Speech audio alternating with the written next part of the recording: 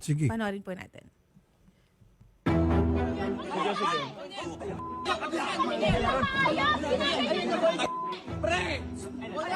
Yan po si Boy Tapang. May security guard doon na umawat. Buhayin mo yung sarili mo! Huwag kami mga Bisaya! Alam kong mahina ka! Alam kong mahina ka! Tarang... Hoy! Oh! Okay. Tapos na? Sige, nandito ngayon si Ma'am Cherry White.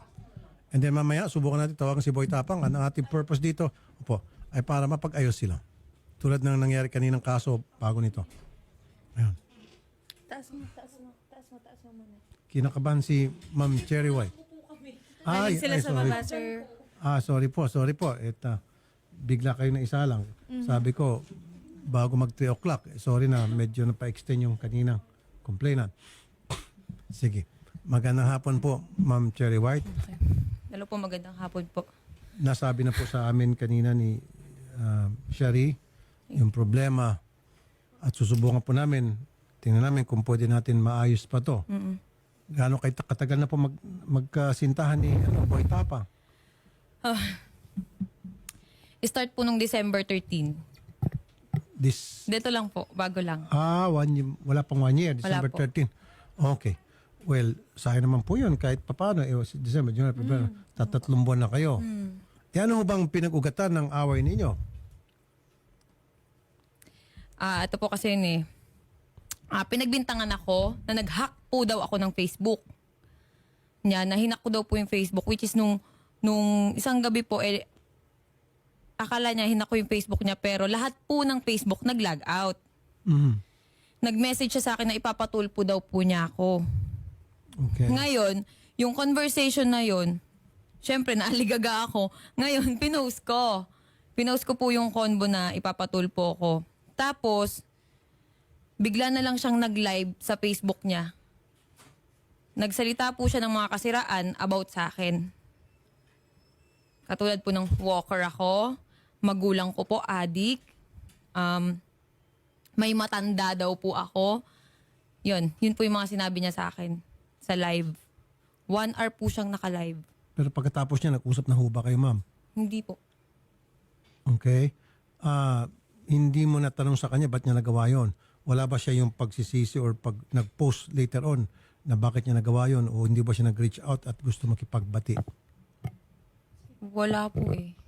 Bakit siya pang magpapatulfo Ayun nga po eh. Hindi ko maintindihan bakit ako pa ipapatulpo kasi may ebidensya daw po siya na pinapahack ko yung account niya, yung Facebook niya. anong ebidensya pong hawak niya? Hindi ko po alam. Nung gabi po yun, lahat yun nag-log out yung Facebook.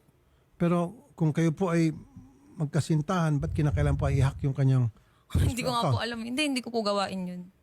Pero yan po iba na-explain mo na sa kanya. In-explain ko po, pero sunod-sunod yung rant niya sa akin. Sinasabihan niya pa ako ng bad words na, ulul ka, alam ko ikaw may gawa nito. Pero, nung time na po yun, lahat ng Facebook nag-log out. Okay. At ito naman. Nagkaroon po talaga ng down po ang meta po nung araw po na yun. Facebook, Messenger, and Instagram po. Yung po Nag-down ba, po talaga. alam niya at nasabi sa kanya? Hindi ko po alam. Pero nung time na po na yun, sinabi ko sa kanya yun na, paanong hinahack, nagko-content kami dito na na-log out lahat ng Facebook. Sabi niya, ulul ka, ikaw lang gagawa nito, alam ko yung ginagawa mo. Pero ano ang motibo para gawin niyo sa kanya? Hindi niyo ba na ipaliwanag sa kanya na ba't ko gagawin yun? Ba't kita i-hack? Sir, puro bad words po yung sinabi niya. Ako, kalmado lang. Sabi ko, hindi ko gagawin yan. Nandito po yung conversation sa akin. Pero sa palagay niyo po, bakit niya naisip yun? Marami Siguro nang po pwedeng dahil po pagbintangan. galit siya. Galit siya? Bakit po siya galit Sir, sa inyo? matindi magalit yun, nakakatakot. Kaya nga Boy Tapang eh. Opo, nakakatakot talaga. Dapat prepared ka na kung nung makipagrelasyon ka sa kanya. Hindi, kaya nga po alam mo naipag-iwalay dapat na ako eh. Ayaw niya. Ayaw niya. Siguro give it a try. Kasi siyempre ma'am, nung pinasok mo relationship with him, alam mo kung ano yung karakter yung pagkatao niya. Dapat tanggap mo Sir, niya nung at ready nagkakilala ka. kami, hindi po siya ganun. Sobrang lambing niya. Sobrang bait niya. Okay, maganda yung sinabi mo. So, Opo. ano sa tingin mo ang dahilan nung sobrang bait niya, sobrang lambing niya, biglang nag 360 degrees? Sir, selos. Ayun. Yan Selos. sinasabi nila, huwag ka kasing magkaroon ng kasintahang maganda. Oo, di ba? Kasi kung ikaw magkasintahan maganda, talagang marami kang problema dyan. Siyempre, Sir, natural. maganda. Hindi po daw ako maganda. Kasi sinasabi niya sa live, unggoy ka din. Tanggalin mo yung maskara mo. Pangit Kasi nga naman. sir, ritoke daw po yung ilong ko. Wala namang masama kung ritoke. Doon sa mga mga selosa at seloso, wag na kayo magkasintahan ng gwapo at maganda para hindi na kayo magsiselos. Wala nang aligid-aligid. Di ba? So, nagsiselo siya. Baka naman may pagbasihan, ma'am, para maging fair. Baka naman may pagbasihan yung pagsiselos niya. Sir, ito nga pilit kong sinasabi noon sa social media, ilabas mo kung anong dahilan ng hiwalayan natin. Bakit hindi mo malabas? Kasi sir, ayoko magsalita Masisira siya. Hindi, pero ma'am, kasi wala siya rito. Subukan natin tawagan. Yung bang, okay, dati malambing siya. Sabi niya, sweet. Sobra. siyempre, Para akong prinsesa. tama lang yon. Usually, ganun talaga pag naniligaw. Pag tumagal-tagal na, hindi naman lahat, medyo pa yung pagbabago. Pero, what led to it? Ano po yung mga nagawa mo sa tingin mo sa kanya na para naging ganun po yung kanyang pag-aasal na ngayon sa inyo? Kasi ganito po yan Nag-start yan pati dun sa May nagpa-picture sa akin sa Alcoy, sa Cebu. Nag-away po kasi kami that time. Lagi kami nag-aaway. Laging punto selos. Siyempre ako nagselos din ako. Pero yung pinagsiselosan ko nasa lugar. Okay. Nasa Ano po yung sa Cebu? Yung sa Cebu, sir, ganito yan Meron din kasing lumabas sa video po na nakita ko. Pero hindi po siya yung sinaktan ko. Opo. Yung mga kaibigan niya. Sir, dinipensahan ko po kasi yung sarili ko. Bumaba ako dun sa resort, nakapanty ako, nagsiswimming po ako nun that time. Opo. Tapos, pag akyat ko, galit na galit siya. Sabi niya sa akin, hinawakan niya yung kamay ko agad. Nakaganyan ako, sir. Hinawakan niya po yung kamay ko, tapos yung kaibigan niya, 4 na lalaki.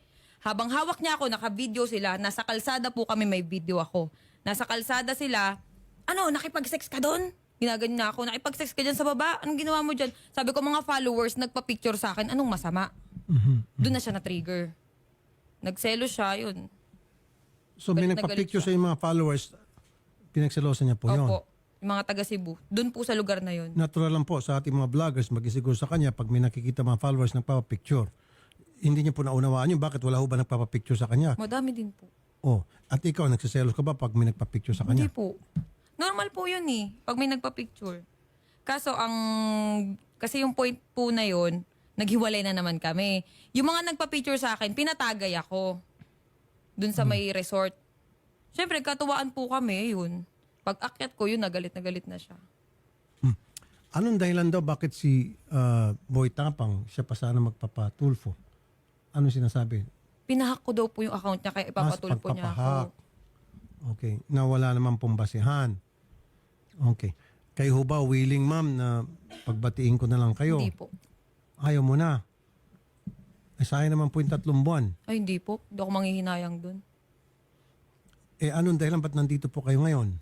Gusto ko po kasi sabihin sa kanya na kasi sa social media po tinitira na yung ko yung mental health ko talaga. May mga nagbabanta din. Tapos, hindi na ako makatulog ng maayos sa lahat ng sinasabi ng tao.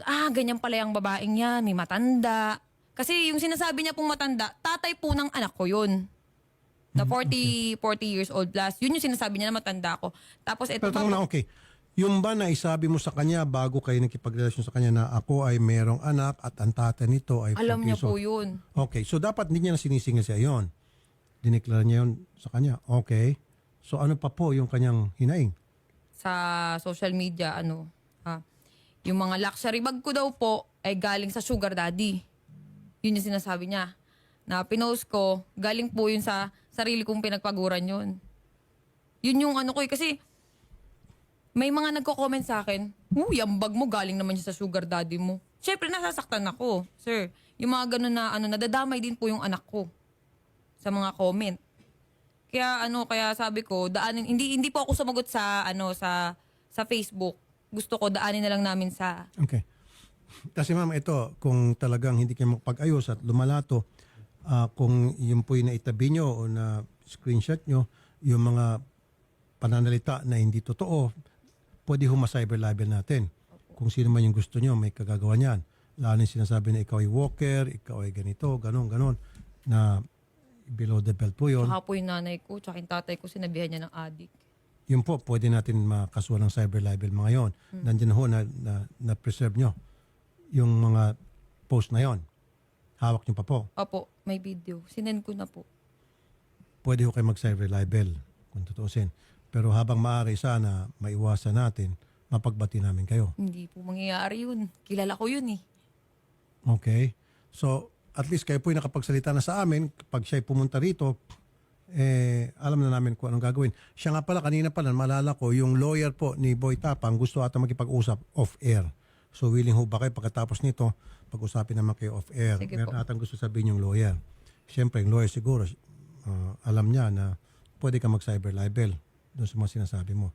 Pero ikaw ba, walang sinasabing masasama kay Boy Tapang? Nagmura po ako kasi away namin yun eh. Nagmura po ako dun sa sa bahay ni Hindi, record. pero yung bang pinost nyo po na may sinabi kayong mga libelous, yung mga Ay, wala po. malisyosong mga panalita, wala. Walang cyber libel. Kasi sa alam inyo. ko po yung mangyayari. Kaya hindi po ako sumagot. Pero yung mga tao pong nagsalita ng mga hindi maganda laban sa inyo, paninirang puri, yun po, pwede tayo mag-cyber libel. Tutulong po kami. Okay? Sige po.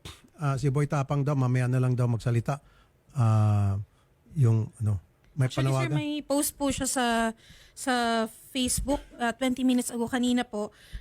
Kakagising ko lang, excited naman to. O, kalmahan mo. Alam ko, pangarap mo yan umabot sa Tulfo kagaya ng pag-utos mo kay Canada Girl dati. Asa na ang tawag, inihintay ko. Pero tinatawagan natin, sir, wala pong sumasagot po. Saan? Pupuntahan na lang daw po si Boy Tapang. Hindi niyo tinatawagan? Shari? Hindi po, tinatawagan po natin, sir. Ringing po, hindi po sumasagot, sir. Pero Yung mga nakausap staff po natin kanina yung lawyer, di ba? Opo, hindi po sumasagot. Tas kanina, ngayon po, cannot be reached na po. Yung number po na ibinigay po ni Ma'am Kasi nga, Cherry White. ayaw nga nila ng on-air. Ang gusto nila off-air.